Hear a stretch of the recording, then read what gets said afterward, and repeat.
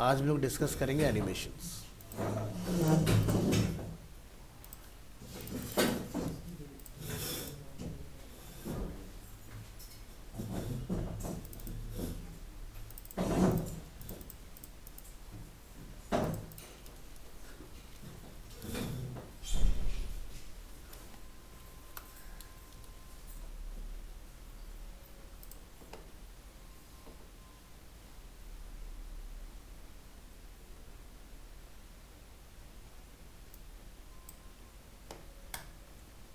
चलिए, टॉपिक है C S S animations.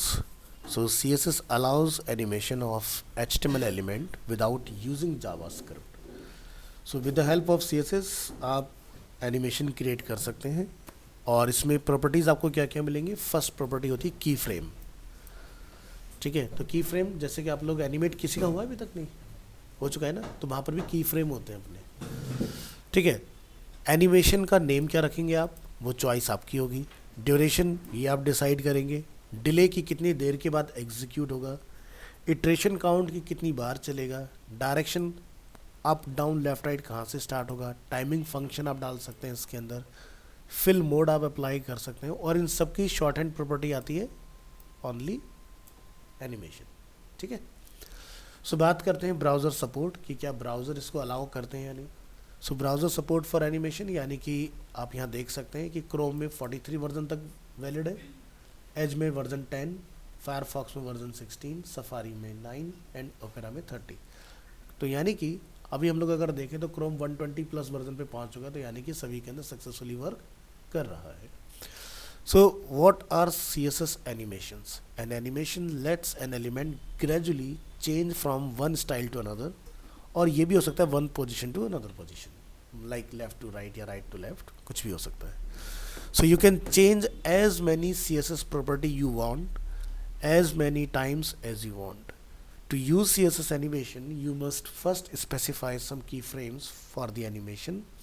Keyframes hold what style the element will have at certain times.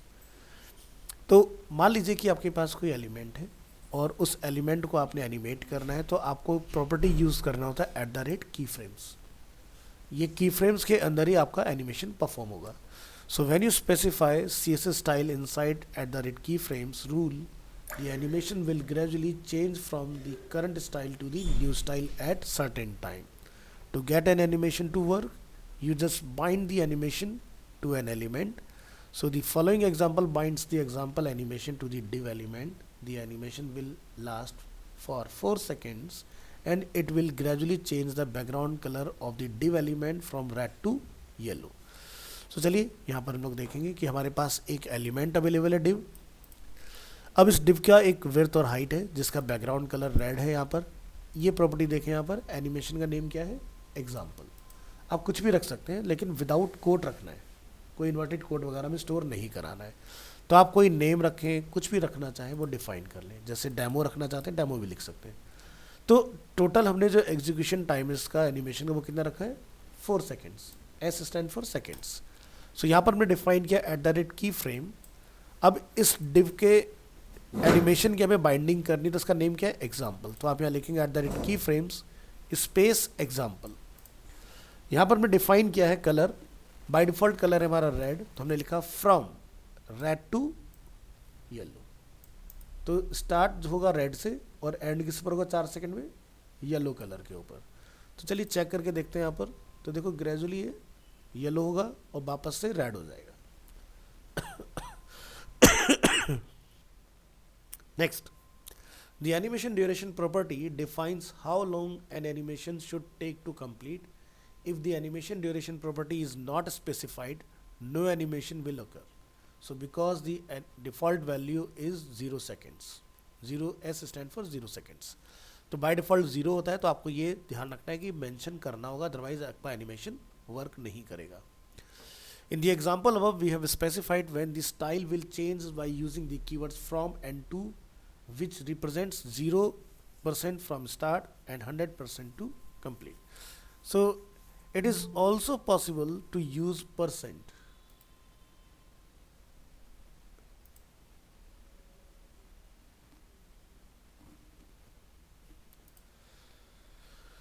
By using percent, you can add as many style changes as you like. So the following example will change the background color of the div element when the animation is 25% complete, then 50% complete, and again when the animation is 100% complete.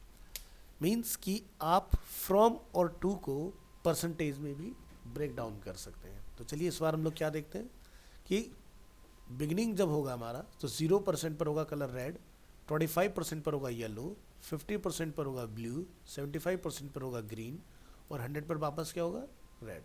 यानी कि animation का हमने loop बना दिया इस बार.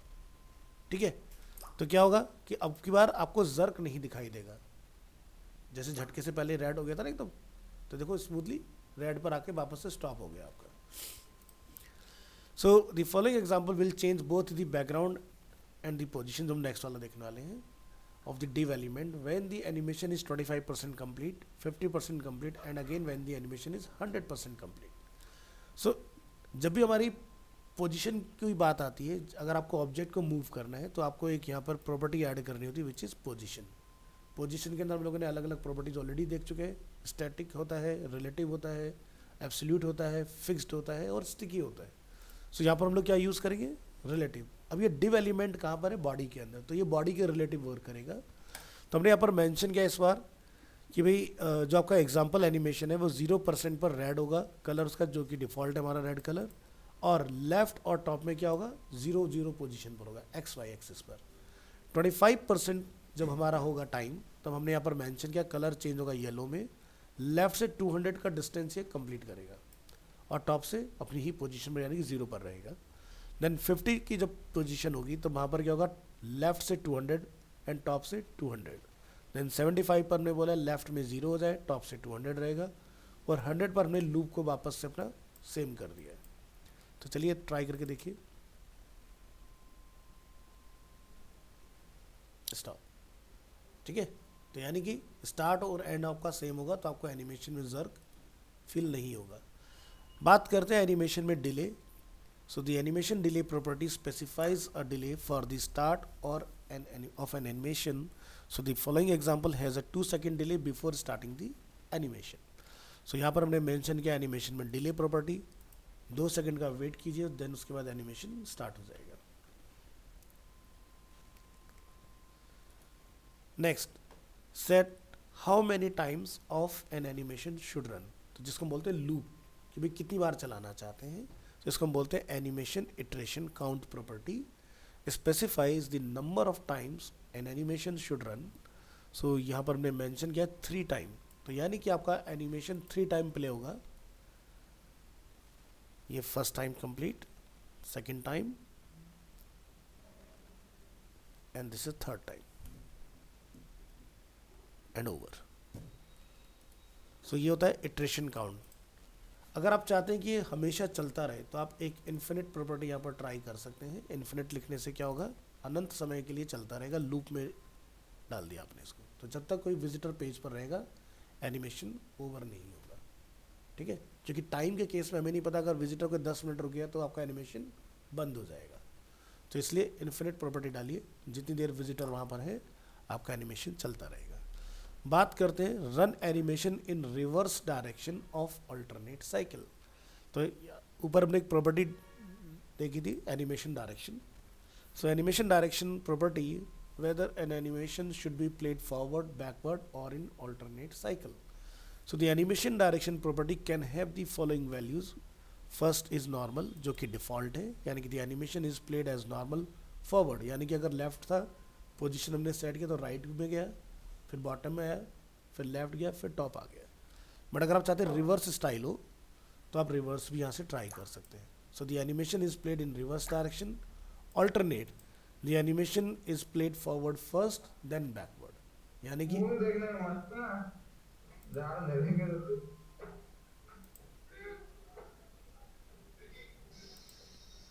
रोहित अपना mic mute कर लीजिए, नहीं तो मुझे करना पड़ेगा. चलिए नेक्स्ट क्या है, alternate reverse. The animation is played backward first then forward. तो हम लोग यहाँ पर ट्राई कर रहे हैं रिवर्स, तो अब की बार एनिमेशन यहाँ से स्टार्ट होगा. ठीक है, इसी तरह से आप यहाँ पर ऑल्टरनेट ट्राई करके देखिए। अब की बार लूप जब स्टार्ट होगा आगे नहीं आएगा, वहां से रिवर्स आ जाएगा। देखिए नेक्स्ट हमारे पास ऑल्टरनेट रिवर्स, तो यानी कि ऑल्टरनेट स्टार्ट होगा और फिर फॉरवर्ड में स्टार्ट होगा। नेक्स्ट आता है specify the speed curve of the animation. तो बाय डिफॉल्ट आप लोगों ने देखा होगा इसमें एक ईज अवेलेबल है, यानी कि फास्ट टू स्लो। जब भी एनिमेशन स्टार्ट हो रहा है ना, तो एक इलास्टिसिटी हमें दिखाई दे रही है जिसको हम लोग ईज के नाम से जानते हैं। सो ईज के अंदर अलग अलग प्रॉपर्टीज होती हैं, जैसे कि ease linear, ease in, ease out, ease in out and cubic बीजियर।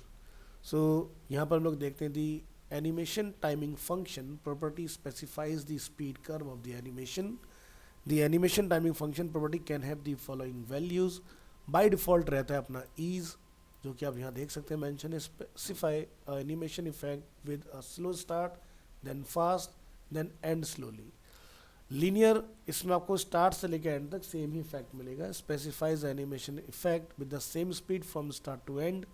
Ease in specifies animation effect with a slow start and ease out में आप स्लो एंड के साथ देखते हैं, और इसमें आप मिक्स देखेंगे, specifies animation effect with a slow start and end cubic bezier में आप देखें पर let you define your own values in a cubic bezier function. So यहाँ पर हम लोग इनको एक साथ देखते हैं।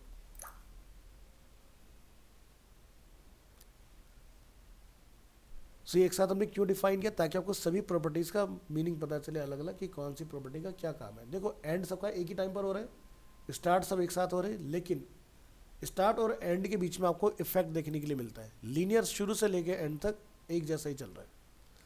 ईज तेजी से स्टार्ट होता है, एंड में जाके स्लो डाउन हो जाता है। ईज इन स्लो स्टार्ट होगा लेकिन धीरे धीरे फास्ट होते जाएगा। समझ आ रहा है? तो इसलिए सभी को एक साथ अगर डिफाइन करोगे तब आपको डिफरेंस समझ में आएगा कि किस प्रॉपर्टी का क्या यूज है। नेक्स्ट आता है specify the fill mode for an animation. So CSS animation do not affect an element before the first key frame is played off after the last keyframe is played. The animation fill mode property can override this behavior. So the animation fill mode property specifies a style for the target element when the animation is not playing before it starts, after it ends, or both. So the animation fill mode property can have the following values: none, which is default. So animation will not apply any style to the element before and after it is executing. Forwards, the element will retain the style value that is set by the last keyframe, depends on animation direction and animation iteration count. Backwards, the element will get the style values that is set by the first keyframe, depends on the animation direction, and retain this during the animation delete period. Both, the animation will follow the rules for both forward and backwards, extending the animation properties in both directions. So the following example lets the div element retain the style values from the last keyframe when the animation end. तो हमने यहाँ पर define किया है animation fill mode forward. Click here. So ये हमारा forward का example है।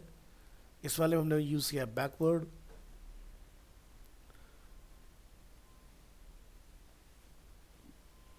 तो यहाँ पर आप देखेंगे 2 सेकेंड का हमने डिले रखा है, 3 सेकेंड का हमने यहाँ पर ड्यूरेशन डिफाइन किया हुआ है, और ये हमारा बोथ के साथ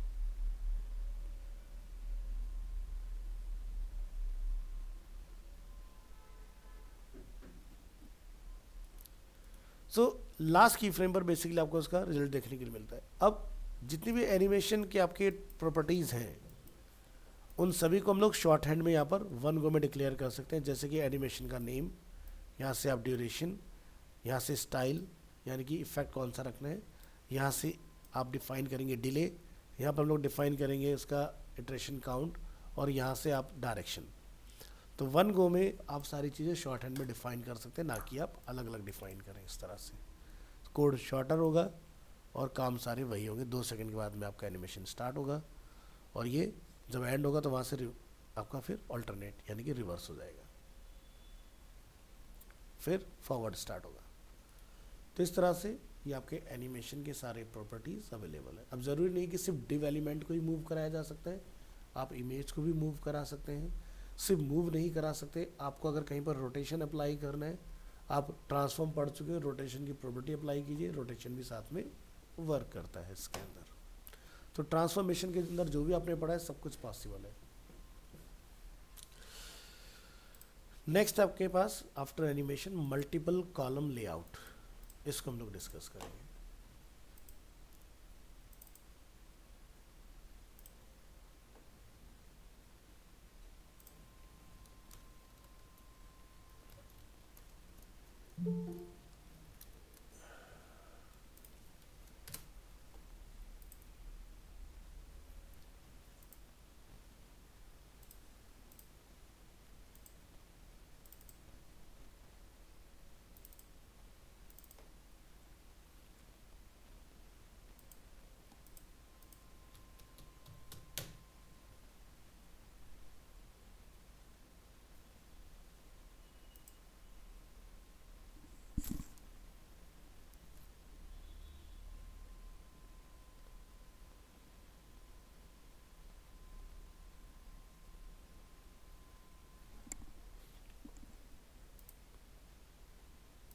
देखते हैं multiple column layouts. So CSS multi column layout allows easy definition of multiple columns of text like जैसे आप देखते हो न्यूज़पेपर मैगजीन्स, तो न्यूज़पेपर में क्या होता है, कॉलम्स बेस आपका डिज़ाइन ही दिखाई देता है, और इन सेम वे आप मैगजीन्स वगैरह में भी कई बार देखते हो। इससे बेनिफिट क्या होता है कि भी आपका जो मैटर होता है कि जैसे अगर हम लोग न्यूज़पेपर को फुल ओपन करते हैं तो आपको यहाँ से यहाँ तक left to right reading experience ख़राब होगा, बट कॉलम वाइज होगा तो आप बहुत ईजिली अपने कंटेंट को रीड कर पाते हैं। सो इसी तरह से मल्टी कॉलम लेआउट आपको, अगर आप ई न्यूज़पेपर वगैरह बना रहे हैं, ठीक है, या ई मैगज़ीन आप बना रहे हैं, उस केस में आप यूज़ कर सकते हैं। सो मल्टी कॉलम लेआउट में आपको क्या क्या ऑप्शन मिलते हैं, column count, column gap, column rule style, rule width, column rule, column span and column width. तो चेक करेंगे ये प्रॉपर्टी आपकी किस ब्राउज़र पर वर्क करती है। तो मॉडर्न वेब ब्राउज़र्स जितने भी आप देख सकते हैं सभी के अंदर ये आपका परफेक्टली वर्क कर रहा है। सो CSS क्रिएट मल्टीपल कॉलम्स, तो आपको डिव में जाके बस इतना डिफाइन करना है, क्रिएट कॉलम्स 3। ध्यान रखेंगे कि इसका सिर्फ और सिर्फ आपने यूज़ करना है टेक्स्ट के लिए। आप किसी वेबसाइट का स्ट्रक्चर अगर बनाना चाहेंगे तो वो उसके लिए यूज़ नहीं करना है। किसी सेक्शन में आपको 3 कॉलम लेआउट क्रिएट करना है, सिर्फ उसके लिए आपने इसका इस्तेमाल करना है। आप यहाँ देख सकते हैं इस डिव के अंदर हमने मैटर एक कॉल किया है, वो 3 कॉलम में डिवाइड हो, यानी कि मैटर अपना यहाँ से स्टार्ट होता है और यहाँ आके लाइन हमारी एंड होती है, और उसके आगे अगर मैटर हो तो सेकंड कॉलम में ओवरफ्लो होगा, फिर सेकंड के बाद फिर थर्ड कॉलम में यहाँ से ओवरफ्लो हो जाएगा। सो जैसे हम लोग ब्राउज़र को छोटा करेंगे आप देखेंगे कंटेंट आपका फ्लेक्सिबल है, वो ऑटोमेटिकली मैटर को एक्सचेंज करेगा एक दूसरे कॉलम में। प्रॉपर्टी आप यहाँ देख सकते हैं कोड के अंदर हमने जस्ट इतना डिफाइन किया है, डिव डॉट न्यूज़पेपर, यानी कि न्यूज़पेपर एक क्लास है जो कि सिर्फ डिव के ऊपर एप्लीकेबल होगी, जिसमें 3 कॉलम्स होंगे, तो कॉलम काउंट 3। इसके अलावा हमने इसके अंदर और कोई एक्स्ट्रा डिव यूज़ नहीं किया हुआ है। तो ये हो गया सिंपल। नेक्स्ट बात करते हैं कॉलम रूल स्टाइल, यानी कि अगर कॉलम क्रिएट हुआ है तो वो सॉलिड फॉर्म में हमें विजिबल भी हो, तो इस तरह से आप बीच में एक सेग्रीगेशन यानी कि लाइन वगैरह डाल सकते हैं। नेक्स्ट आपको मिलता है कॉलम रूल विड्थ, आप उस रूल की विड्थ को हैंडल करना चाहते हैं तो बढ़ा सकते हैं, ये वो आपका कॉलम रूल विड्थ। नेक्स्ट आता है column rule colour, by default जैसे बॉडी में टेक्स्ट का कलर होता है ब्लैक, तो रूल का भी कलर आपको ब्लैक मिलेगा, इसको अपन चेंज कर सकते हैं यहाँ से, तो ये देखिए लाइट ब्लू कलर में चेंज है। इसी तरह से आप उसके अंदर पूरा प्रॉपर इफेक्ट लगा सकते हैं, जैसे कि थिकनेस 1 पिक्सल, स्टाइल सॉलिड होगा, कलर ब्लू होगा, तो ये भी आप कंट्रोल कर सकते हैं। काफ़ी लाइटर आपको दिखाई दे रहा होगा ये बॉर्डर इस तरह से। Next specify how many columns an element should span. अब एग्जांपल के तौर पर आपने कोई हेडिंग लिखा, अब वो हेडिंग जो है वो तीनों के ऊपर आप चाहते हैं कि तीनों कॉलम्स के ऊपर का मेरा हेडिंग का फ्लो होना चाहिए। सो आप यहाँ पर डिफाइन कर सकते हैं, लेट्स से मेरे पास कोई हेडिंग है तो आप लिखिए कॉलम स्पैन। अगर आपने कोई नंबर पास किया 1 2 3 तो उतने कॉलम तक वर्क करेगा। अगर आपने लिखा ऑल, नो मैटर कितने कॉलम्स हैं वो सभी के ऊपर डिस्प्ले होगा आपको इस तरह से, ठीक है। तो ये हुआ कॉलम स्पैन। तो यहाँ पर आप देख सकते हैं ये हमारे पास न्यूज़पेपर के अंदर एक H2 हेडिंग अवेलेबल है, बाहर नहीं है, ध्यान से देखिए कोड में। और हमने इस H2 को क्या मेंशन किया, कॉलम स्पैन ऑल। तो ये हमारा 2 कॉलम को कवर कर रहा है। इसी तरह से अगर हम लोग और जूम कर ले तो देखो 3 कॉलम तक आ रही है ना। और अगर हम लोग ये ना डिफाइन करें तब क्या होता है, कॉपी नोटपैड, ओपन करेंगे, URL पेस्ट, और H2 को हम लोग यहाँ से भी के लिए बंद कर देते हैं। अब स्ट्रक्चर खराब दिखाई दे रहा है ना। और अगर आप इसको जूम करते हैं तो वो सिर्फ फर्स्ट पैराग्राफ में अपना रीच बनाएगा। सो इसी को हैंडल करने के लिए आपको दिया जाता है स्पैनिंग। तो ऑल रखने का मतलब क्या होगा कि तीनों कॉलम आपके अलाइन रहेंगे प्रॉपर और हेडिंग टॉप में आएगा। Next, specifies the column width. आप कॉलम को इक्वल तो डिवाइड कर ही सकते हैं, अगर आप चाहते हैं पर्टिकुलर कॉलम को मुझे कस्टम विड्थ देना है तो वो भी पॉसिबल है। सो यहाँ आप जाइए, हमने देखो हर एक कॉलम को 100 पिक्सल का या 200 पिक्सल का विड्थ डिफाइन किया हुआ है। तो अपना इस तरह से आप डिवाइड कर सकते हो, ठीक है। तो मल्टीपल कॉलम भी क्रिएट हो जाएंगे आपके। बट ये मेरी तरफ से रिकमेंडेड नहीं है, प्रॉपर्टी दिया हुआ है, बट बेहतर जो रिजल्ट आता है वो इसी तरह का, 3 कॉलम या 4 कॉलम, इससे ज़्यादा कॉलम का आपको देखने के लिए नहीं मिलता है। तो ये था आपका कॉलम वाला पार्ट। तो कुछ एक्सपीरियंस करेंगे हम लोग यहाँ पर। अगर हमें मिल जाता है एग्जाम्पल, और यहाँ से व्हाट्सएप ओपन करते हैं।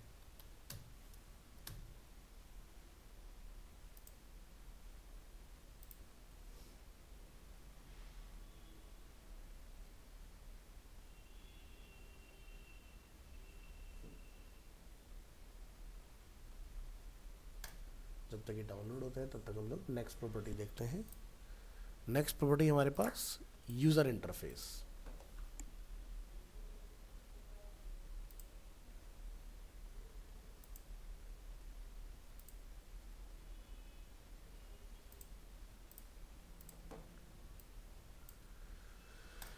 चलिए, यूज़र इंटरफेस आप लोग देख रहे हैं, जो हमारा कमेंट का फॉर्म होता है, जो टेक्स्ट एरिया जिसको हम लोग बोलते हैं, फॉर्म पढ़ के आए हम लोग। तो जनरली क्या होता है, हमारे फॉर्म के कॉर्नर पर एक रिसाइज की प्रॉपर्टी होती है, ठीक है। तो टेक्स्ट एरिया को रिसाइजेबल इसलिए बनाया जाता है UX, user experience point of view से, कि मान लीजिए कि मेरे पास एरिया इतना ही है और कल को एक एंड यूज़र वहाँ पर कोई पूरा प्रॉपर एप्लीकेशन लिख के डाल रहा है, तो क्या होगा, उसके पास तो विजिबल विंडो इतना ही है ना। बट क्या होगा, रिसाइज की हेल्प से, यानी कि यूज़र इंटरफेस की हेल्प से क्या होगा, वो उसको बड़ा करके अपने पूरे कंटेंट को वन गो में देख सकता है, ठीक है। तो ये तो हुआ कि बाय डिफ़ॉल्ट फॉर्म के अंदर जो टेक्स्ट एरिया फिल्ड होता है उसके लिए। बट क्या मैं अपने किसी अदर एलिमेंट को ऐसा कर सकता हूँ? बिल्कुल पॉसिबल है, करा सकते हैं हम लोग। सो CSS यूज़र इंटरफेस में आपको प्रॉपर्टी मिलती है resize and outline offset. 2 property आपको मिलेंगी इसके अंदर। तो आउटलाइन ऑफसेट, जब हमने आउटलाइन का टॉपिक पढ़ा था, हमने उसके अंदर देखा था किस तरह से वर्क करता है। तो चलिए, पहले मैं आपको जो हम लोग डिस्कस कर रहे थे न्यूज़पेपर वाला मैं एग्जांपल आपको दिखा देता हूँ। 9 to 10:30 दिसंबर, और ये हमने कॉल कर लिया इस तरह से।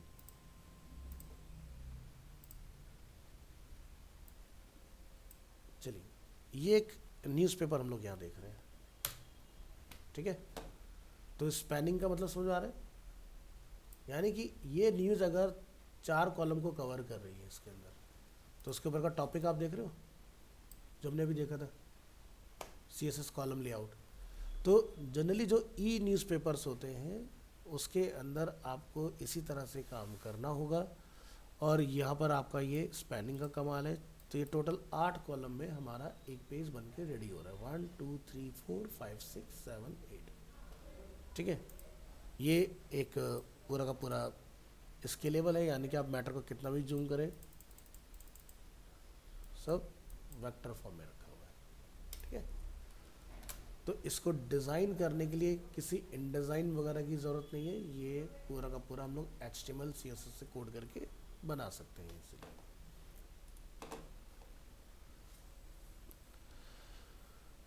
हाँ जी, तो बात करते हैं resizing. The resize property specifies if and how an element should be resizable by the user. So the following example lets the user resize in both direction of div element.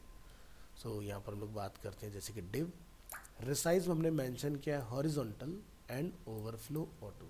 तो आप यहाँ देख सकते हो कि हम लोग टेक्स्ट एरिया फील्ड की बात नहीं कर रहे हैं, हम अपने div एलिमेंट की बात कर रहे हैं। तो यहाँ से हम लोग अपने div को ओपन करते हैं, कोड में आते हैं। आप यहाँ देखेंगे हमारे पास एक div अवेलेबल है जिसके क्लास है न्यूज़पेपर, और इसमें हमने यहाँ पर डिफाइन किया रिसाइज में हॉरिजॉन्टल। तो यानी कि अगर कोई विजिटर इसको बड़ा करना चाहेगा तो सिर्फ इसको हॉरिजॉन्टली ही बड़ा कर सकता है हमारे डिव को, ठीक है। तो ये स्केलेबल बन गया हमारे पास। इसी तरह से इसमें एक प्रॉपर्टी आती है वर्टिकल। आप यहाँ आएंगे तो आप इसको वर्टिकल भी बड़ा कर सकते हैं, ठीक है। और अगर आप रिसाइज में लिखते हैं ऑटो तो आप एक्स और वाई दोनों में ही इसको कॉर्नर से पकड़ के खींचेंगे तो ये बड़ा हो जाएगा। तो यहाँ पर हम लोग क्या देखते हैं, रिसाइज बोथ। अब की बार क्या होगा, आप चाहें तो वर्टिकल या हॉरिजॉन्टल अपने एरिया को एक्सपेंड कर सकते हैं इस तरह से।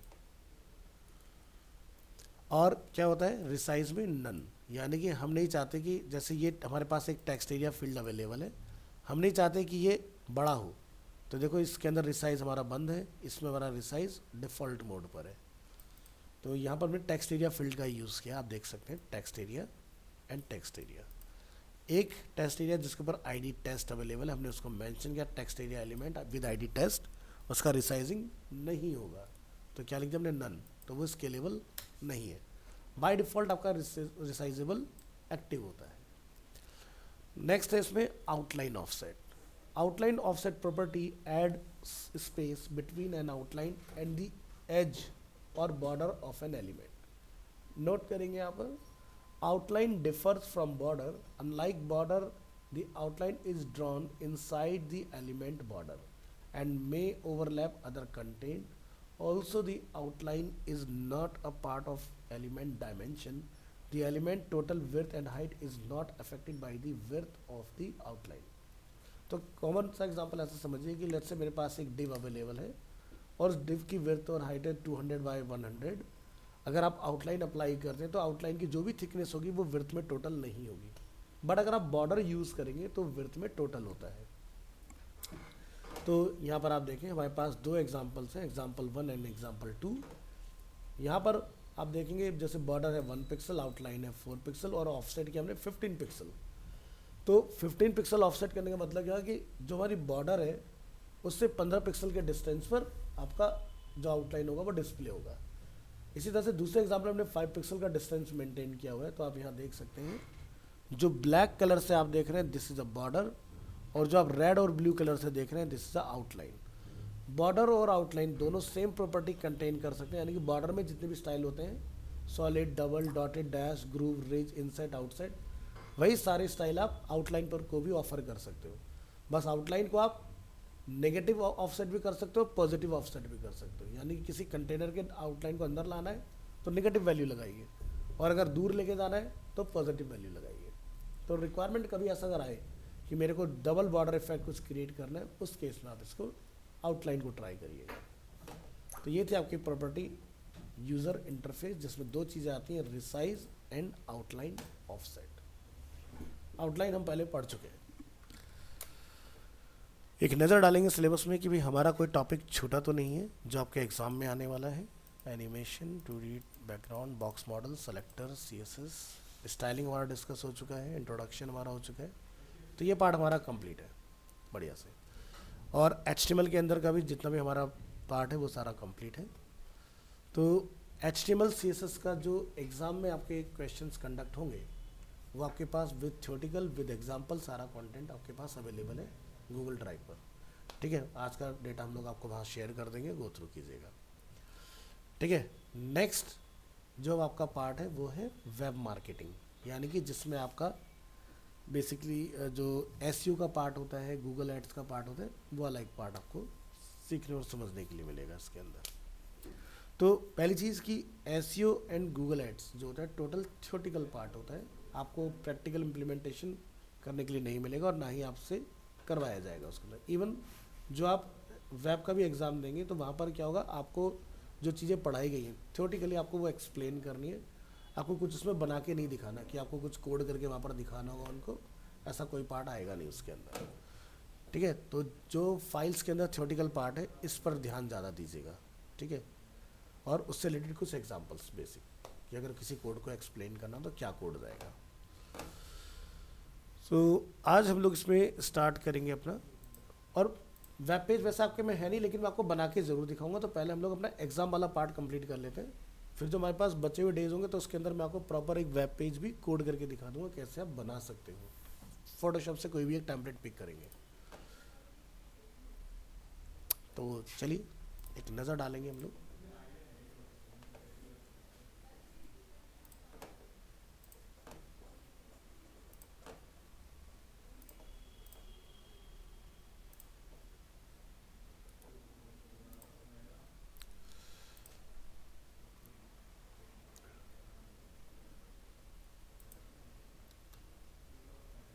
तो सबसे पहले हम लोग डिस्कस करेंगे एसईओ वाला पार्ट।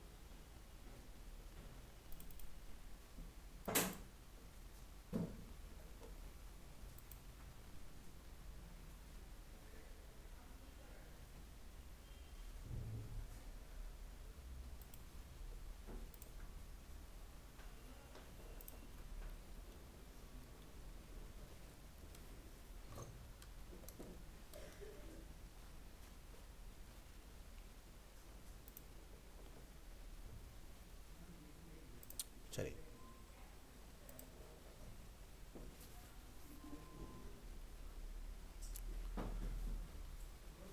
और इससे भी अच्छी हम लोग प्रेजेंटेशन देखते हैं एक और, उस पर आते हैं।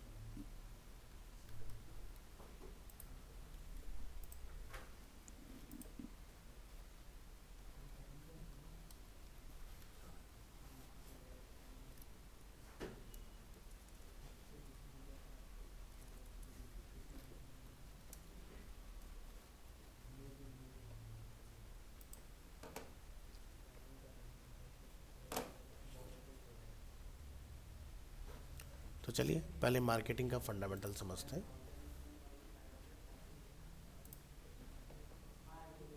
Introduction to digital marketing.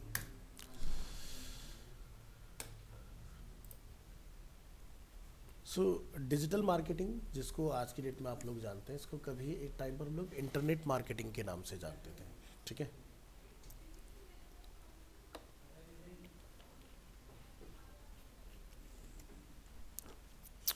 और पहले के टाइम में क्या होता था, इंटरनेट को सिर्फ हम लोग कंप्यूटर पर ही एक्सेस करते थे। बट लेटर ऑन टेक्नोलॉजी में काफ़ी चेंजेस हुए और आज की डेट में हमारे पास हैंड हेल्ड डिवाइसेस काफ़ी ज़्यादा अवेलेबल है, जैसे कि मोबाइल फ़ोन हो गया, पीडीए हो गया, टैबलेट्स हो गया, है ना। तो आज की डेट में हम लोग डिजिटली जो कंटेंट ट्रांसमिट कर रहे हैं वो अलग अलग वेरियस डिवाइसेस के ऊपर है। जैसे कि आज की डेट में अगर आप देखो पिछले 3 से 4 साल में टीवी भी एक डिजिटल मार्केटिंग का एक बहुत अच्छा मीडियम बन चुका है, क्योंकि स्मार्ट टीवी के अंदर आपका यूट्यूब वगैरह अवेलेबल होता है, तो वहाँ पर भी हम लोग मार्केटिंग वगैरह कर सकते हैं। तो चलिए, this is new media seamlessly integrates audios, videos, text and graphics. This allow people to interact with information in many different ways like audios, videos, text and graphics.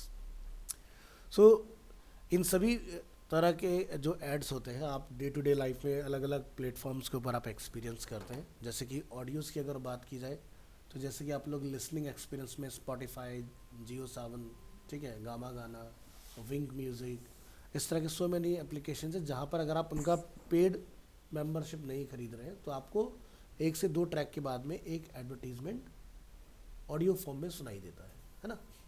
Video form में आप TV के ऊपर भी experience करते हैं, और आप अपने मोबाइल फ़ोन पर अगर यूट्यूब वगैरह एक्सपीरियंस कर रहे हैं, या फिर आप इंस्टाग्राम या फेसबुक यूज़ करते हैं, वहाँ पर भी आपको देखने के लिए मिलता है। टैक्स बेस्ड ऐड हमें जनरली देखने के लिए मिलता है जब लोग गूगल सर्च की बात करते हैं, और ग्राफिक बेस्ड ऐड आपको जब आपको सोशल मीडिया चला रहे हैं तो उसके अंदर आपको पोस्ट में दिखाई देता है। तो बात करेंगे evolution of digital media and marketing.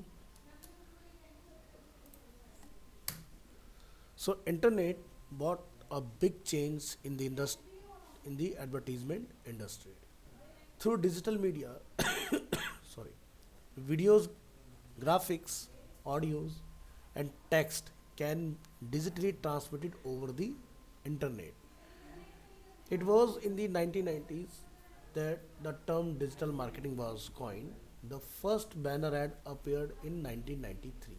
यानी कि फर्स्ट जो हमारा बैनर एड डिस्प्ले हुआ दुनिया के सामने है वो था year 1993। In 1996 double click an online ad related services provided agency give a new perspective to the functioning of banner ads. This helped advertiser to track the clicks and optimize the add.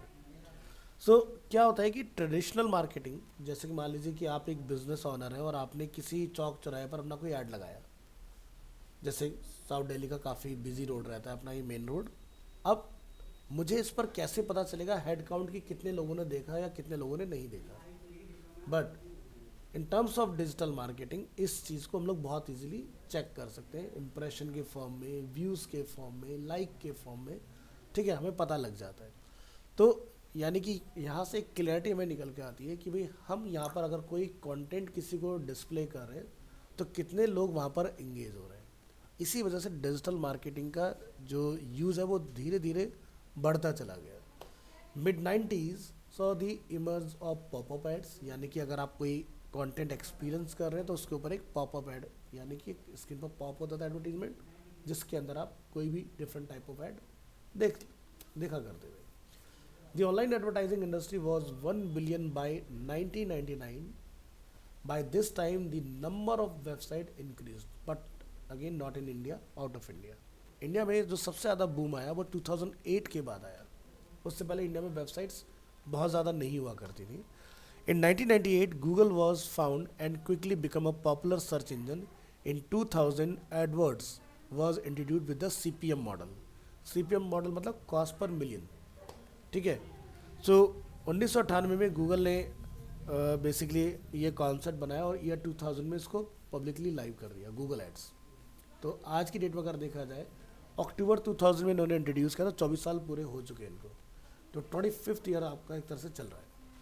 तो आप ये सोचिए Google ने कितना time पहले एक forecast निकाल लिया था कि आने वाला टाइम डिजिटल मार्केटिंग का होगा, ठीक है। तो हमारे यहाँ इंडिया में देखा जाए तो 14-15 के बाद लोगों में बहुत ज़्यादा अवेयरनेस है कि डिजिटल मार्केटिंग करना चाहिए, ठीक है। नहीं तो सब लोग ट्रेडिशनल एडवर्टीजमेंट की तरफ ही ज़्यादा मूव करते थे। Social networking sites such as MySpace followed by Facebook also started to emerge that showed interesting opportunity to market products and brands. So types of digital marketing techniques, तो जैसे कि इसमें पहला क्या होता है सर्च इंजन ऑप्टिमाइजेशन, जिसको हम लोग in short day to day life में बोलते हैं SEO। फिर क्या आता है कंटेंट मार्केटिंग, जिसमें आपके ब्लॉग हो सकते हैं, वीडियोज़ हो सकती हैं, इस तरह की चीज़ें। SEM सर्च इंजन मार्केटिंग, ठीक है, यानी कि जब आप गूगल सर्च पे जाते हैं तो आपको स्पॉन्सर ऐड दिखाई देते हैं। Social media marketing, Facebook, Instagram, LinkedIn, Twitter, Pinterest, जो भी प्लेटफॉर्म आप विजिट करते हैं आज के डेट में हर जगह आपको स्पॉन्सर मिल जाएगा देखने के लिए। मोबाइल एप्लीकेशंस, आप कोई गेम खेल रहे हैं, आप लाइफ लूज़ कर जाते हैं, आपको ऐड देखने के लिए बोला जाता है, वापस से आप अपनी लाइफ को रिवाइव करते हैं, फिर से प्ले करना स्टार्ट कर लेते हैं। मोबाइल मार्केटिंग, व्हाट्सएप के ऊपर आपको ऐड दिखाई देते हैं, आपके इनबॉक्स में ऐड आते हैं, ठीक है। ईमेल मार्केटिंग, जो कि सबसे ओल्डेस्ट प्रैक्टिस है। आप डेली जब भी आप लॉगिन करोगे, जिन भी वेबसाइट पर आपने लॉगिन किया होगा उनके आपके पास न्यूज़लेटर्स आते हैं। अगर वो आपको लगता है कि हाँ मेरे को उसकी रिक्वायरमेंट है या डिमांड है, तो फिर आप उसके अकॉर्डिंग वहाँ से टैप करते हो और कनेक्ट हो जाते हैं। फॉर एग्जांपल आप ऐसा समझो कि भाई आपका फ्लिपकार्ट पर अकाउंट है, तो डेफिनेटली आपने अपना ईमेल अकाउंट शेयर किया होगा। अब मान लीजिए आपने कोई प्रोडक्ट ऐड टू कार्ट किया, लेकिन आपने बाय नहीं किया, चेकआउट नहीं किया, तो फ्लिपकार्ट 1 से 2 दिन में आपको एक ऑटो जनरेटेड ईमेल सेंड करेगा, जहाँ पर वो दिखाएगा कि कार्ट में क्या चीज़ है जो पेंडिंग है, उसको आपने वहाँ से चेकआउट कर लेना है। ठीक है, तो इस तरह के पर्सनलाइज ईमेल जो होते हैं वो ईमेल मार्केटिंग के अंदर भेजे जा सकते हैं। या फिर टाइम टू टाइम कुछ अवेयरनेस हो या कोई भी चीज़ हो, वो आप ईमेल मार्केटिंग में कम्युनिकेट कर सकते हो। So types of digital marketing techniques, तो क्या क्या कंटेंट है, जैसे कि articles, videos, infographics and images, these all are various forms of content. So infographic क्या होते हैं, आप लोग इलस्ट्रेटर पढ़ के आए हो तो उसमें हम लोग बनाते हैं, जहाँ पर किसी डेटा को अगर एक यूज़र के सामने डालो तो उसको समझ में नहीं आता, बट उसी डेटा को अगर हम लोग किसी ग्राफ के थ्रू समझाएं तो बहुत इजीली हमें समझ में आता है कि भाई वो डेटा क्या कह रहा है ना।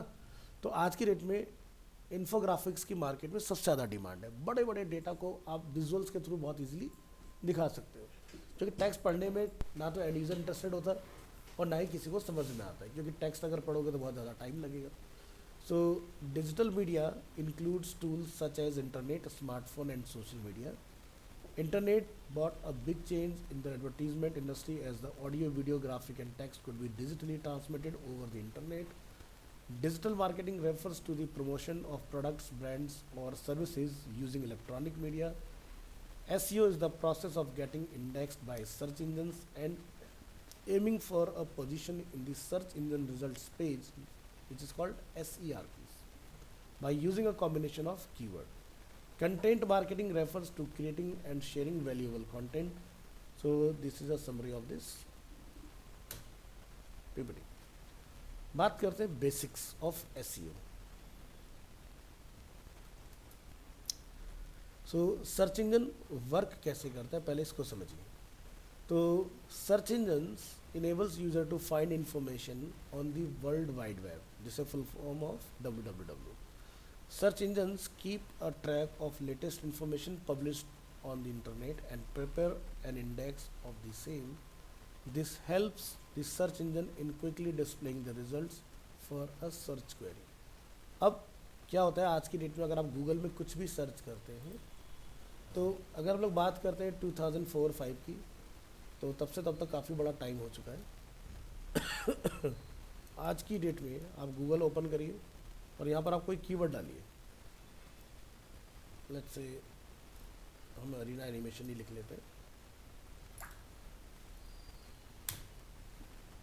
सो इसको लिखने के बाद यहाँ से आप अपना प्रिसाइज लोकेशन अलाउ कर लीजिए, जो कि हमारा 49 है। ठीक है, तो समटाइम्स आप यहाँ नोटिस करेंगे क्या होता है कि यहाँ पर गूगल टाइम भी दिखा देता है कि कितना टाइम लगा उसको ढूंढने में, उस क्वेरी को। ठीक है, तो कुछ और ले लेते हैं, जैसे कि एनिमेशन ओनली एंड एंटर, यानी कि अभी दिखा नहीं रहा है। तो यहाँ पर आप नोटिस करना कि कई बार ना आपको टाइम दिखाई देगा, जैसे कि 0.3 मिली सेकेंड्स के अंदर डेटा फाइंड आउट हुआ आपको, और कितनी नंबर ऑफ क्वेरीज गूगल ने आपके लिए सर्च आउट की है। इसको क्लोज करते हैं। तो ये जो अभी हम लोग इंटरफेस देख रहे हैं, दिस इज ask.com, ये भी एक अपने आप में सर्च इंजन होता है। तो सर्च इंजन वर्क करने के लिए दो चीज़ें जो आपकी बेस्ड है, जैसे कि crawling and indexing. So crawling is a process used by search engine to discover updated content on the web, such as new website और new web page, changes to existing website and dead links. तो ये काम आपका crawling का होगा, और after crawling जो भी हमें रिजल्ट मिलता है उसको सर्च इंजन क्या करता है, इंडेक्स करता है। तो पहले के टाइम में क्या होता था, हमें सर्च कंसोल एक प्लेटफॉर्म होता है जिसको हम लोग गूगल का वेब मास्टर बोला करते थे, बट 2018 में गूगल ने कुछ रीब्रांडिंग वगैरह किया, उसका नाम डिफाइन कर दिया गूगल सर्च कंसोल, ऐसा दिखता है कुछ। तो जब भी कोई वेबसाइट बनती है तो हमें गूगल को कंसोल में आके बताना होता है कि भाई ये मेरी एक वेबसाइट है। ठीक है, तो जैसे यहाँ पर आप देख सकते हैं हमारे पेजेस जो है वो इंडेक्स है गूगल के अंदर, और यहाँ से जाके आपको अपनी प्रॉपर्टी ऐड करनी होती है इसमें। तो गूगल क्या करेगा, उस प्रॉपर्टी को टाइम टू टाइम चेक करता रहता है कि आपके वेबसाइट में कोई नया पेज अगर बना है तो उसको इंडेक्स किया जाए, अगर उसमें कुछ पेज हटाया गया है तो उसको अपने वो रिकॉर्ड से हटाए, ताकि यूज़र जब क्लिक करे तो पेज नॉट फाउंड ना आए वहाँ पर, ठीक है।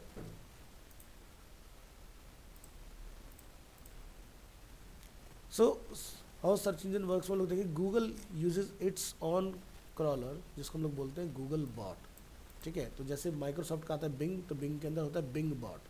बॉट क्या होते हैं? ऑटोमेटेड प्रोग्राम्स जिसके अंदर होती है एल्गोरिदम्स। जो एल्गोरिदम्स होते हैं वो क्या होते हैं? ऑटोमेटिकली वर्क करते हैं, इसको कोई मैनुअली नहीं चला रहा है बैठ के। उन्होंने एक ऐसा स्मार्ट प्रोग्राम लिखा जो अपने आप जब से बना उसको डेवलप करते जा रहे हैं और वो अपने आप ही सारा इन्फॉर्मेशन नेट के ऊपर से कलेक्ट कर रहा है। तो इस प्रोसेस में अभी ये समझ में आया कि क्रॉलिंग का काम क्या है? डेटा को फिल्टर करना है। और इंडेक्स वाइज सर्च इंजन का काम क्या है? यानी कि डेटाबेस के अंदर इन्फॉर्मेशन को स्टोर कर लेना। तो जब भी आप गूगल में कोई कीवर्ड डाल दें, गूगल बहुत क्विकली आपको फटाफट से उसका रिजल्ट दिखाता है। तो इसका मतलब ये हुआ कि गूगल के पास अपनी खुद की कोई इन्फॉर्मेशन नहीं है, गूगल बनी हुई वेबसाइट से ही डेटा लिफ्ट करके आप तक बहुत ईजिली पहुंचा देता है, ठीक है। तो गूगल खुद ये कहता है अपने स्टेटमेंट में कि जो भी आपको सर्च करने के बाद डेटा मिलता है उसकी गारंटी मेरी नहीं है, क्योंकि वो डेटा मेरे थ्रू नहीं लिखा गया है, ना ही मेरे थ्रू वो वेरीफाइड है। आप खुद अपना दिमाग लगाओ, तो इन्फॉर्मेशन को देखो क्या वो सही है या गलत है। So the Google bot crawls through the web and create a list of website in the Google index. The Google bot also regularly crawls through the web page URLs in the Google index and checks if there are any updates to the sitemap data of the website. So यहाँ पर आएंगे तो sitemap के अंदर हम लोग click करेंगे यहाँ पर, और आप यहाँ देख सकते हैं कि हमने जैसे इसको 8 नवंबर को सबमिट किया था, गूगल ने इसको लास्ट 16 नवंबर को रीचेक किया। इसी से दूसरे प्रोजेक्ट में आते हैं। यहाँ पर लोग देखेंगे नवंबर 5 को हमने गूगल को सबमिट किया था, गूगल ने नवंबर 18 को रीचेक किया इस प्रोजेक्ट को। इसी तरह से थर्ड प्रोजेक्ट में आता है, इसके लिए हमने डिफाइन नहीं किया अभी।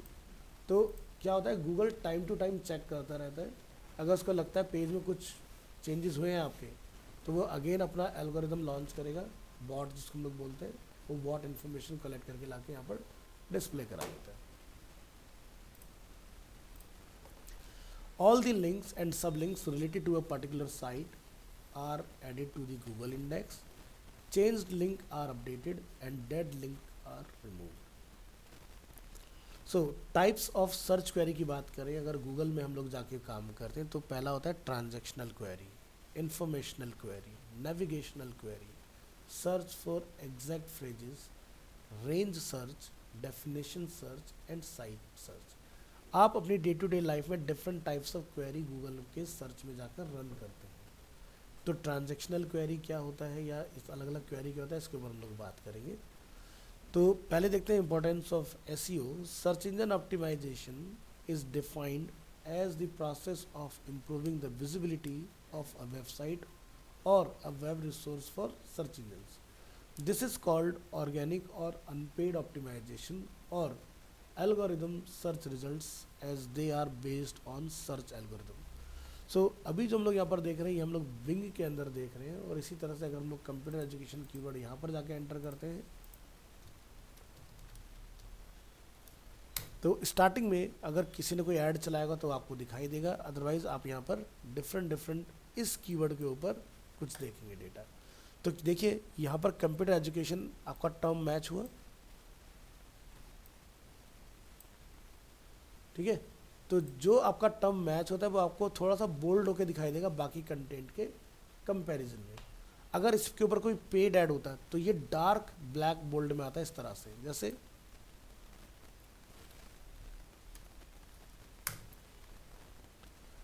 ठीक है। तो आप देखो जैसे डिज़ाइनर है, कोर्स यानी कि नया अपडेट आ गया है, इन्होंने अब चेंज कर दिया फिर से इसको, और ये बहुत फ्रिक्वेंटली अपडेट होती रहती हैं चीज़ें। बात करेंगे टाइप ऑफ एसईओ। टाइप्स में आपको दो पार्ट में गूगल ने इसको ब्रेक डाउन किया है। SEO can be categorise basically as on page and off page. On page हम लोग ऑलरेडी पढ़ के आए हैं डे 1 से कि जैसे पूरे पेज में H1 एक बार होगा, जब भी कोई इमेज कॉल होगा तो उसमें ALT का आपने इस्तेमाल करना है, इनलाइन CSS का यूज़ नहीं करना है, इंटरनल और एक्सटर्नल को ज़्यादा प्रेफर करना है, ठीक है। ऑफ, और दूसरा जो होता है हमारा वो होता है ऑफ पेज, यानी कि आपने अगर अपनी वेबसाइट में कुछ भी पेज नया बनाया, लाइक कोई ब्लॉग आपने लिखा है, तो आपके जो सोशल मीडिया हैंडल्स है वहाँ पर जाके आप अपना कंटेंट पोस्ट करके आए। तो ऑन पेज में क्या क्या पार्ट कवर होता है, जैसे कि the summary of some web master guidelines. Web master मतलब Google search console by Google search engine are listed as follows, जैसे क्लियर हायरार्की, यानी कि कंटेंट सही सीक्वेंस में होना चाहिए, crawling of all assets, static text link, no broken link. No broken से मतलब ये है हमारा कि आपने कोई लिंक बनाया हुआ है लेकिन क्लिक करने पर नॉट फाउंड आ रहा है, तो वो गलत है, that is a broken link. और अगर %20 है तो वो भी। फिर क्या था, टाइटल टैग, जिसके बारे में हमने बात की थी कि 60 character including white space. Effective keyword, तो जब भी हम लोग कोई टाइटल बनाते हैं तो उसके अंदर हमें 3 चीज़ों का ध्यान रखना होता है कि आपकी ऑफरिंग क्या है, आपकी लोकेशन क्या है, आपकी सर्विस क्या है।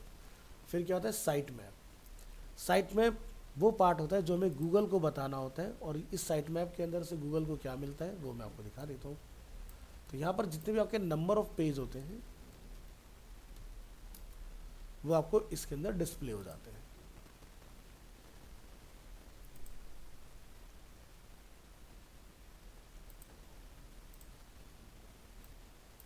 अगर मैंने प्रॉपर्टी हटाई नहीं होगी तभी ये वर्क करेगा।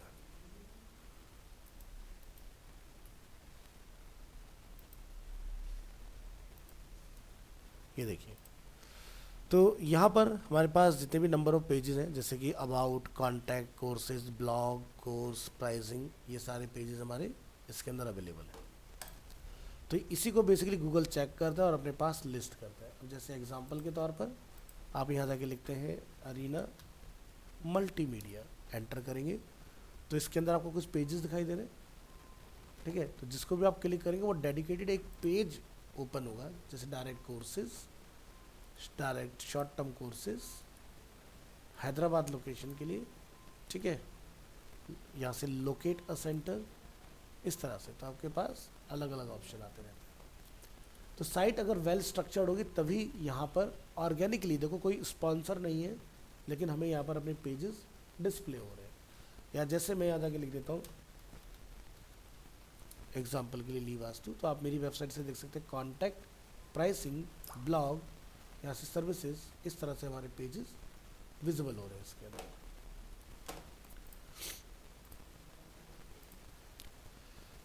ब्राउज़र कंपैटिबिलिटी, यानी कि आपका जो पेज है वो हर एक ब्राउज़र पर प्रॉपर तरीके से ओपन होना चाहिए, प्लस आपका अलग अलग जो स्क्रीन होती है, जैसे टैबलेट हो गया, मोबाइल हो गया, उसके अकॉर्डिंग कंटेंट रिस्पॉन्सिव भी होना चाहिए।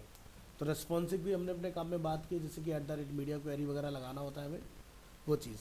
फिर क्या होता है, website speed and performance.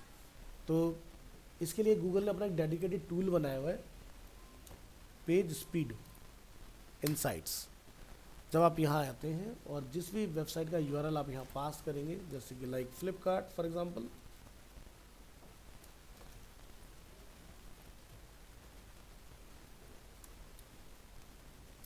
Enter करेंगे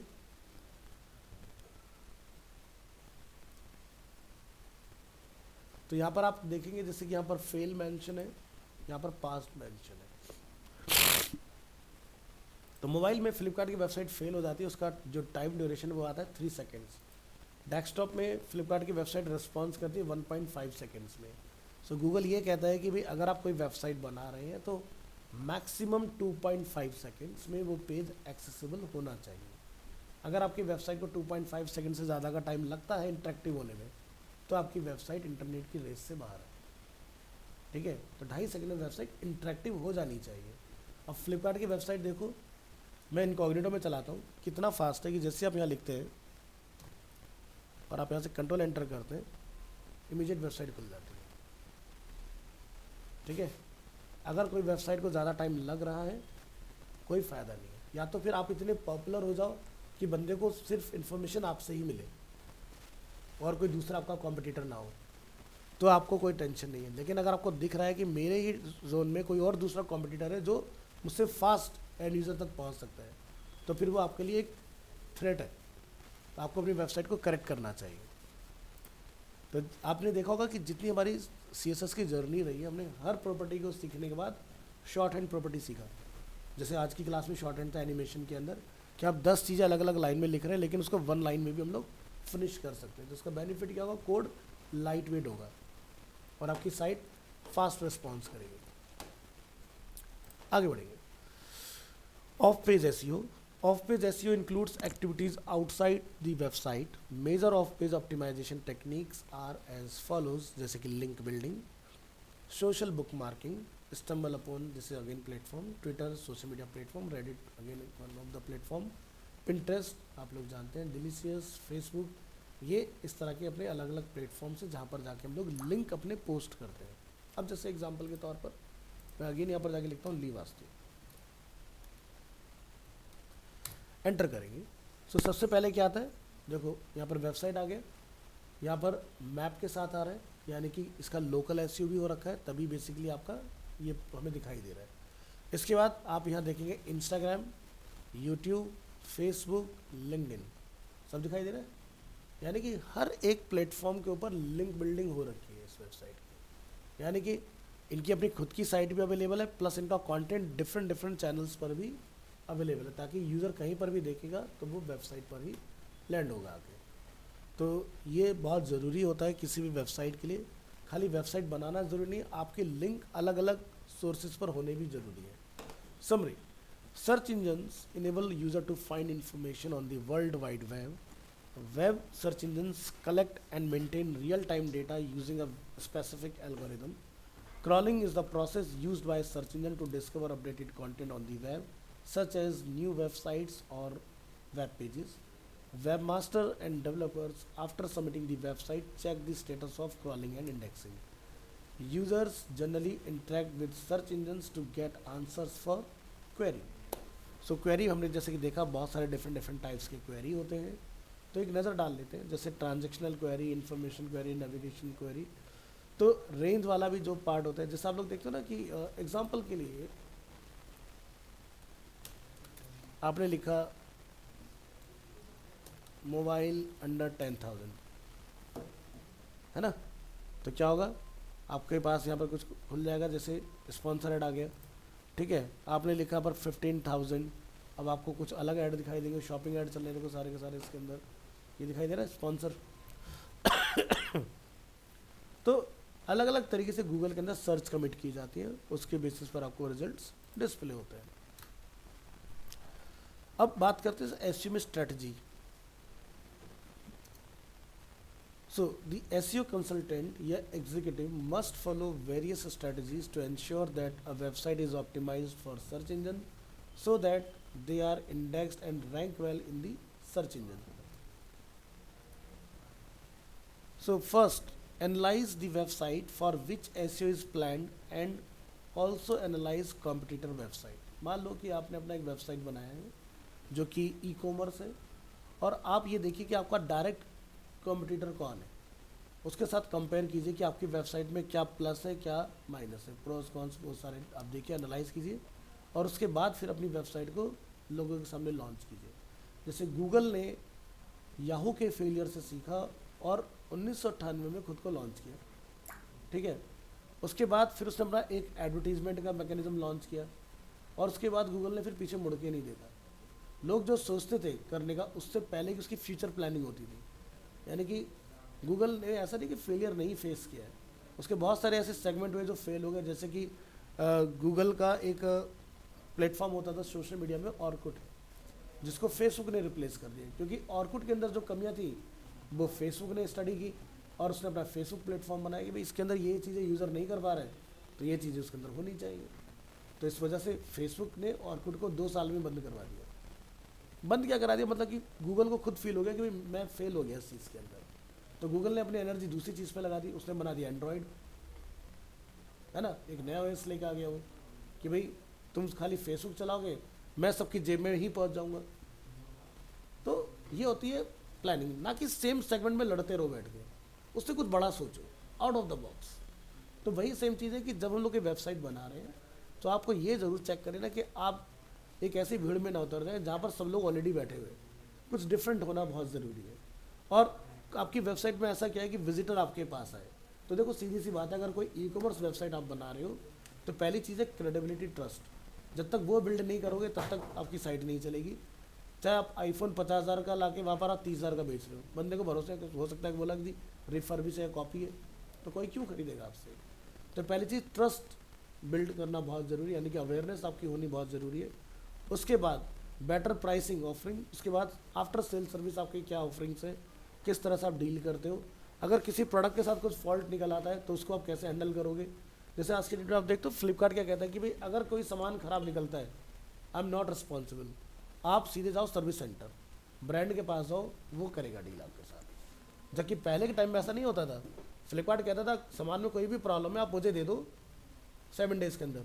आज के डेट में फ्लिपकार्ट नहीं करता। अगर आप आईफोन लोगे वो आपको जो डिलीवर करने आएगा ऑन करके वहाँ पे चला के दिखा देगा, काम खत्म हो गया उसका, ओपन बॉक्स डिलीवरी। क्योंकि भाई इतना महंगा चीज़ अगर कोई डिलीवर कर रहा है, आपने घर के अंदर अनबॉक्सिंग किया, पता चला उसके अंदर कुछ और निकल आया, क्योंकि ऐसा हुआ है लोगों के साथ। तो ये धीरे धीरे लोगों ने ही उनको मजबूर किया इस लेवल पर लाने के लिए कि भाई आप लोग फ्रॉड करते हो, तो इस वजह से उन्होंने ओपन बॉक्स डिलीवरी 100 रुपये का चार्ज पे करो एक्स्ट्रा, बॉक्स खोल के दिखाया जाएगा, सामान खराब निकलता है ब्रांड के पास जाओ, वहाँ से जाके अपना रिजॉल्व करो मैटर। नेक्स्ट क्या था, analyse and study the web master guidelines of the search engine where the website is to be rank. तो ये क्या होता है वेब मास्टर, यानी कि जो भी आपने गाइडलाइन फॉलो करनी है वो इसकी फॉलो करनी है गूगल सर्च कंसोल की, जिसको हम लोग पहले गूगल वेब मास्टर के नाम से जानते थे। कि भाई इन्होंने हर चीज़ पहले से सेट कर दिया, टाइटल का लेंथ इतना होगा, डिस्क्रिप्शन का लेंथ इतना होगा, तो वो सारा कुछ आपने उसी के अकॉर्डिंग फॉलो करके चलना है। Next, have user friendly structure and content. User friendly से मतलब कि भाई कंटेंट एकदम सही सीक्वेंस में हो, दूसरा टैबलेट और मोबाइल के अकॉर्डिंग रिस्पॉन्सिव भी हो। फॉर एग्जाम्पल एक विजिटर आपकी वेबसाइट पर आता है, मोबाइल में एक्सेस करता है, तो साइट वर्टिकल स्क्रॉल होने की जगह हॉरिजॉन्टल स्क्रॉल हो रही है वहाँ पर, तो वो गलत है। हो सकता है कि किसी को पता चल गया इसमें हॉरिजॉन्टल डेटा जा रहा है तो उसने चला लिया, लेकिन काफ़ी विजिटर तो वर्टिकली विजिट करते हैं ना, तो वहाँ पर वो एक्सपीरियंस गलत हो जाएगा। तो इसका ध्यान रखना है, user friendly structure and content होना चाहिए। Next, ensure that site map is submitted and URL structure are clear and search engine friendly. तो जो भी आप यूआरएल रखेंगे उसको अपने सर्च इंजन फ्रेंडली रखना है। दूसरा, साइट मैप जो होता है वो गूगल में सबमिटेड होना चाहिए, और जब हम लोग यहाँ पर क्लिक करें तो हमें पता चलना चाहिए नंबर ऑफ कितने पेजेस गूगल ने हमारी वेबसाइट से लिफ्ट किए हुए हैं, जैसे कि इसमें 7 पेजेस है यहाँ पर। Next, perform on page optimisation by checking the navigation and structure of the website to ensure that is follows the guidelines of the search engine. Next, perform keyword analysis as keyword are very important for any websites to be optimized. Next, perform off-page optimization by ensuring that quality links are formed naturally through user content. So, keyword forcefully नहीं होनी चाहिए। Keyword आज की date में बहुत ज़्यादा over stuffed भी नहीं होने चाहिए कि भाई आपने कोई कंटेंट लिखा और मुझे साफ पता चल रहा है कि भाई आपने ज़बरदस्ती कीवर्ड डाले हुए उसके अंदर, और कीवर्ड लिमिट से ज़्यादा आपने डाले हुए, तो गूगल उस कंडीशन में उसको ब्लैक हैट एसईओ में कंसिडर करता है, यानी कि आपने उसके रूल्स को वायलेट किया, उस वजह से आपका पेज वो बंद कर देगा। तो मॉडर्न वेब जो आपका एसईओ है उसमें बहुत कुछ बदल चुका है। अब आप गूगल के साथ चीट नहीं कर सकते, और अगर उसने ऐसा ढूंढा कि आज तो तुम्हारा चल गया और 1 महीने बाद उसको पता चलता है, तो आपका वो डोमेन ही पेनलाइज हो जाएगा, ब्लैक लिस्ट हो जाएगा, यानी कि फिर आप उसका कितना एसईओ करते रहो कोई फ़ायदा नहीं है। ठीक है जी, तो आज के लिए हम लोग इतना रखते हैं, नेक्स्ट क्लास में हम लोग इसके आगे से कंटिन्यू करेंगे। Thank you.